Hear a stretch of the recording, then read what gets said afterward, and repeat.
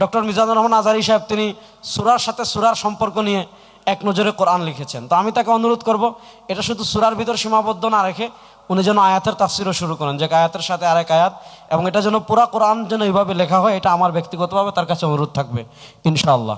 বাকি হাসানা ফাউন্ডেশন এই যে আয়োজন করেছে, আমি মনে করি যে আয়োজনের ক্ষেত্রে তারা যে প্রজ্ঞার পরিচয় দিয়েছেন সেটা হলো যে ওনারা 30 নম্বর পাড়াকে নির্বাচন করেছেন। আমরা জানি যে 30 নম্বর পাড়ায় অনেক সূরা, অনেক বিষয়, আল্লাহ তাআলা অনেকগুলো বিষয় নিয়ে 30 নম্বর পাড়ায় আলোকপাত করেছেন। তো হাসানা ফাউন্ডেশনকে আমাদের পক্ষ থেকে, বিশেষ করে ডক্টর মিজানুর রহমান আজহারী হাফিজাহুল্লাহকে জাযাকুমুল্লাহ, এটার সাথে যারা জড়িত, আপনারা যারা পরিশ্রম করেছেন তাদেরকেও জাযাকুমুল্লাহ।